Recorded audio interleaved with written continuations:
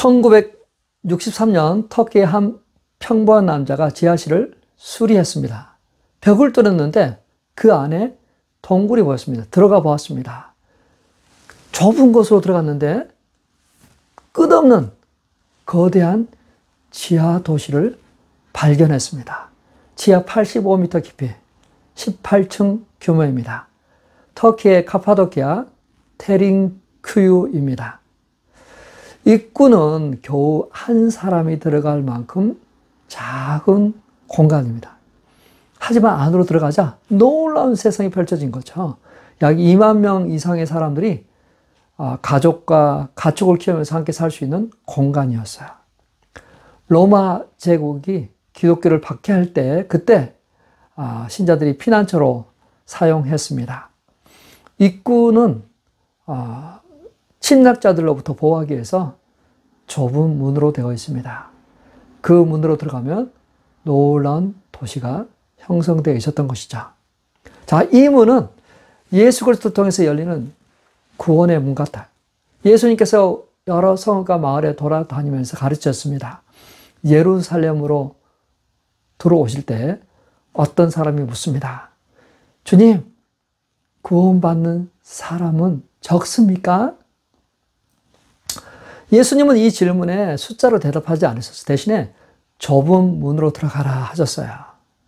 많은 사람이 힘써 들어가려 하겠지만 들어가는 자가 적을 것이다 라고 도전하셨어요.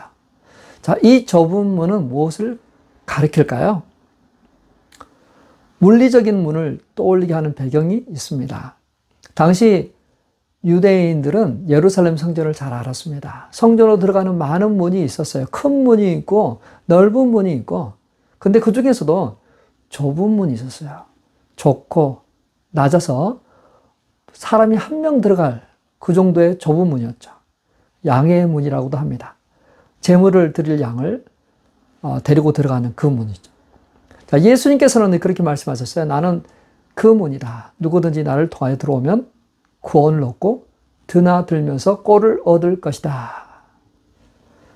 자, 이 비유는 성전문을 통해서 사람들이 생생한 이미지를 제공했습니다. 좁은 문은 예수 그리스도를 통해 들어가는 구원의 문입니다. 나는 길이요, 진리요, 생명이. 나로 말지 않고는 아버지께로 올 자가 없느니라. 자, 넓은 문은 많은 사람들이 들어오고 나갑니다. 들어오고 나가는데 힘들지 않습니다. 누가 지나갔는지도 잘 모를 정도로 많은 사람들이 지나다녀요. 그러나 좁은 문은 다르죠. 한 사람씩 가야 돼요. 때문에 누구인지 분명히 알 수 있습니다. 시간이 많이 걸려요. 자, 이 문은 믿음으로 통과하는 문입니다. 자신의 정체를 드러내지 않고 주님과 인격적인 관계를 가지지 않고 형식적으로 습관적으로 들어갈 수는 없죠. 단순히 많은 큰 교회에서 단순히 예배드리고 한번 지나간 곳으로 구원받을 수가 없죠. 형통으로도 혈통으로도 안 됩니다. 자, 누가복음 13장 24절입니다. 너희는 좁은 문으로 들어가기를 힘써라. 내가 너에게 말한다. 들어가려고 해도 들어가지 못하는 사람이 많을 것이다. 자, 이 구절의 포인트는 뭐냐면요. 숫자를 제한하는 것이 아닙니다. 더 좋은 삶을 선택하라는 거죠. 삶의 방식을 선택하라는 거예요. 형식적이고 세속적인 넓은 길을 버리고 회개하고 순종의 길을 가라. 그것이 바로 좁은 문이다라고 이야기하세요. 자, 이 말씀은 우리에게 숫자에 매이지 말고 삶의 방향을 점검하라고 촉구하고 있습니다. 사랑하는 성도 여러분, 구원받는 사람이 적을까요? 그렇다면 굉장히 불안할 것 같아요. 며칠 전에 제 딸이 UC 샌디에고 병원 간호사로 이제 어플라이 하려고 잡 오프닝 설명에 참석했습니다. 줌으로 하는 거야. 23명을 뽑는데, 근데 그 설명에 몇 명이 들어왔는지 아십니까? 900명이 들어왔어요.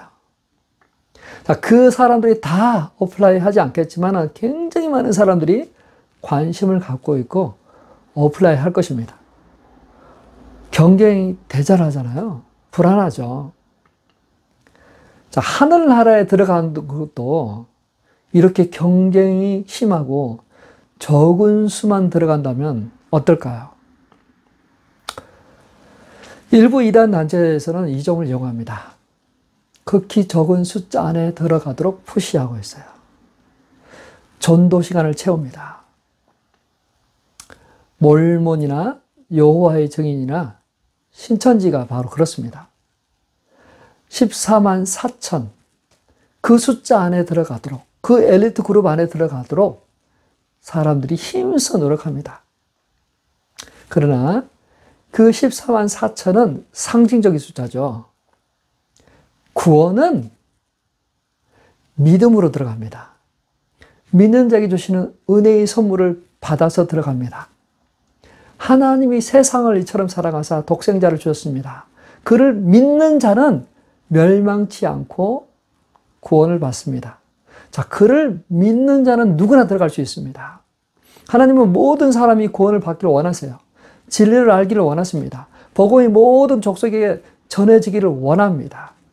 그래서 지금 지구의 인구가 얼마입니까? 80억이 넘었습니다. 하나님의 나라는 결코 작지 않아요. 이 80억의 인구도 다 수용할 수 있어요. 모든 나라와 족속, 백성, 방언에 나온 수리가 주님 앞에서 경배하는 그 장면이 나오잖아요. 그때 그 세계는 얼마나 커야 될까요? 들어가는 문은 좁은 문 같지만 들어가면 영원한 세계가 펼쳐집니다. 새 하늘과 새 땅이 펼쳐집니다. 그곳에 시간과 어떤 장소에 제한이 없는 영원한 세계가 그 얼마나 크겠습니까? 어린 양의 혼인잔치가 그 안에서 펼쳐지죠. 너무나도 화려하게 장식되어 있는 모든 그 생각에서 기뻐하고 즐거워합니다. 사랑하는 성도 여러분, 예수님은 우리에게 도전합니다. 좁은 문으로 들어가기를 힘써라. 단순히 노력이 아니라 마치 경기장에서 선수들이 이기기를 다투듯이 투쟁하듯이 살라고 말씀합니다. 오늘부터 우리가 이 좁은 문으로 들어간다는 게 무엇일까? 사람들은 다 드라마 보고 영화 보고 다 편하게 살지만 우리는 시간을 내어서라도 성경을 펼치고 성경을 읽고 주님과 교제하기를 바랍니다. 묵상하기를 바랍니다. 기도하는 시간을 가지길 바랍니다. 그것이 더 좋은 선택입니다. 두 번째입니다. 닫힌 문 밖의 사람에게는 영원한 후회가 있습니다. 문이 닫힌다는 거죠. 제가 지난 4월 달에 교단 총회 참석하고 돌아오는 길에 비행기를 놓쳤습니다. 딱 도착하니까 보딩하는 그 문은 닫혔습니다. 저랑 비슷하게 4명이 도착했습니다. 문을 열어줬으면 좋겠는데 열어주지 않습니다. 그 중에 한 자매는 펑펑 울면서 애원합니다. 사정합니다. 그래도 열어주지 않았습니다. 오늘 본문에도 닫힌 문 밖에서 간절하게 호소하는 자들이 나옵니다. 주여, 주여, 문을 열어주십시오. 절규합니다. 울니다.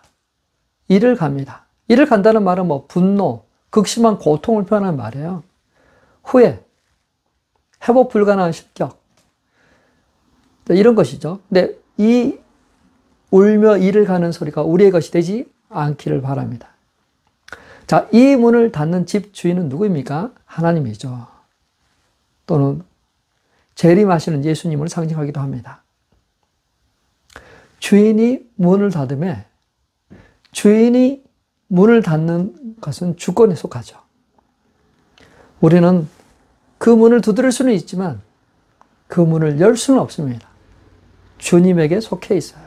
근데 주님께서 이야기합니다. 나는 너희 중에 내가 알지 못하는 사람이 있다. 나는 너를 알지 못한다. 그렇게 말하고 계세요. 혹시나 주님께서 나를 모르신다고 하면 어떨까요? 얼마나 슬프겠습니까? 알지 못한다라고 할 때 사람들이 말합니다. 주님, 우리가 주님 앞에서 먹고 마셨습니다. 모르시겠어요? 우리가 같이 먹었잖아요. 같이 있었잖아요. 근데 그 사람들은 많은 사람들 중에 하나였나 봐요.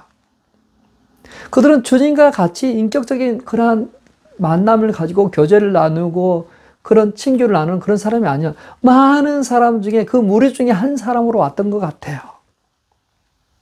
예배 출석한 것으로 하나님과 친밀하다고 착각한 것 같아요. 예배 출석이 구원의 증거로 삼았던 것 같아요. 미국 성인 중에 65%가 구원을 노력으로 살 수 있다고 생각해요. 그 주요 근거가 교회 출석입니다. 근데요, 안타깝게도 교회 출석해도 예수님을 모르는 사람이 있습니다. 예수님을 아직 만나지 못한 사람이 있어요. 또 다른 사람들이 이야기합니다. 주님, 우리가 거리에서 가르침을 들었습니다. 자, 이 거리라는 단어 주는 뉘앙스가 있잖아요. 바쁜 일상 속에 사람들이 어딘가로 막 가고 있어요. 근데 거기서 들려오는 하나님의 말씀. 우연히 듣게 된 거죠. 간접적으로 듣게 된 거죠. 진짜 듣기 위해서 시간을 내서 찾아가서 듣는 그러한 것이 아니라 그냥 지나가는 길에 바쁜데 그 바쁜 중에 그냥 말씀을 들었던 거예요. 듣는 것으로 끝났습니다. 그 받은 말씀을 가지고 자신을 돌아보고 회개하고 순종하는 삶을 살았던 게 아닙니다. 그냥 들었습니다. 또 주님이 말씀합니다. 그날에 많은 사람이 나에게 말할 것이다. 주님, 주님. 우리가 주님의 이름으로 예언하고 귀신을 쫓아내고 많은 기적을 행했습니다. 그래도 주님은 그들에게 문을 열어주지 않았어요. 또 어떤 사람들은 성경 공부를 많이 했습니다. 성경을 많이 봅니다. 근데 그들은 주님께로 오지 않았어요. 예수님께서 말씀하십니다. 너희가 성경을 연구하는데 영원한 생명이 그 안에 있다고 생각하기 때문에 보는데 성경이 나에 대해서 증거하고 있는데 너희 나에게 오지 않는다라고 말씀하셨어요. 틈새가 참 많죠. 혈통이나 자랑으로도 못 들어갑니다. 문 밖의 사람들은 자신들이 아브라함 후손이라고 말했어요. 우리도 그럴 수 있거든요. 모태 신앙이에요. 3대째 신앙인 집안입니다. 우리 선행, 자신의 공로를 얼마든 이야기할 수 있어요. 이력서에서 자랑하듯이 막 그 많은 것들을 써놓을 수 있습니다. 근데 예수님의 평가는 오늘 단호합니다. 사람들을 향해서 불법을 행하는 자들아 내게서 떠나라 하고 있어요. 불법. 어떤 막 이렇게 세상에 어떤 죄를 막 지어서 그런 악당들을 이야기한 게 아니라요. 법이 없는 사람. 그러니까 하나님의 말씀이 법이 되지 않고 자기가 법인 사람들입니다. 예수님을 왕의 자리로 모시지 않고 자기가 왕이 되어서 자기가 법으로 자기 마음대로 살아가는 사람들을 향해서 불법을 행하는 자라고 이야기할 수 있어요. 나는 어떻습니까? 우리는 어떻습니까? 주님은 도전합니다. 문이 닫히기 전에 힘써 들어가라. 더 이상 형식적이고 습관적이고 더 이상 미적한 그 신앙생활에 머물러 있지 말고 다시 회개하고 힘써라. 그리고 자신을 오픈하고 주님, 나는 이런 사람입니다. 내 이름 아시죠? 주님, 나를 불쌍히 여주십시오. 주님과의 그 만남과 교제가 있기를 바랍니다.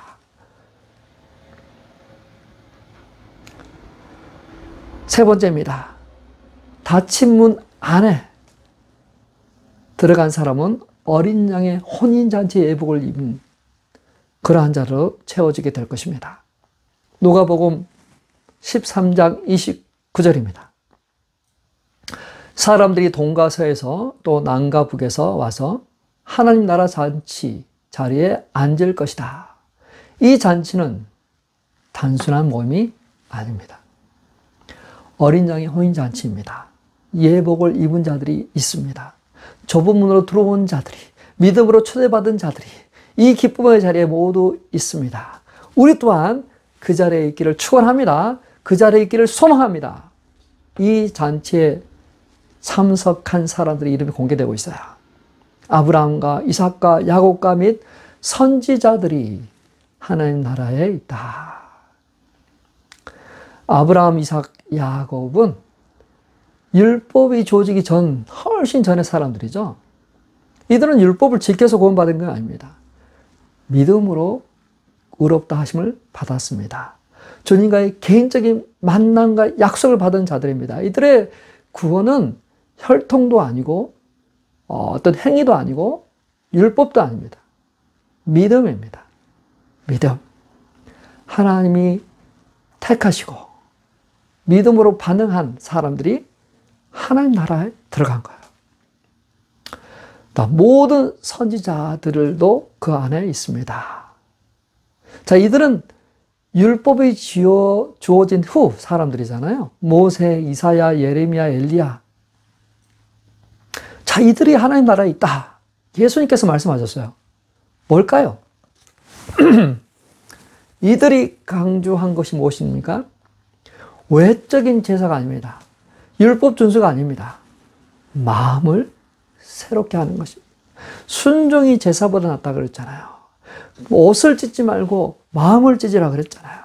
우리 속에 하나님의 법을 두라고 했잖아요.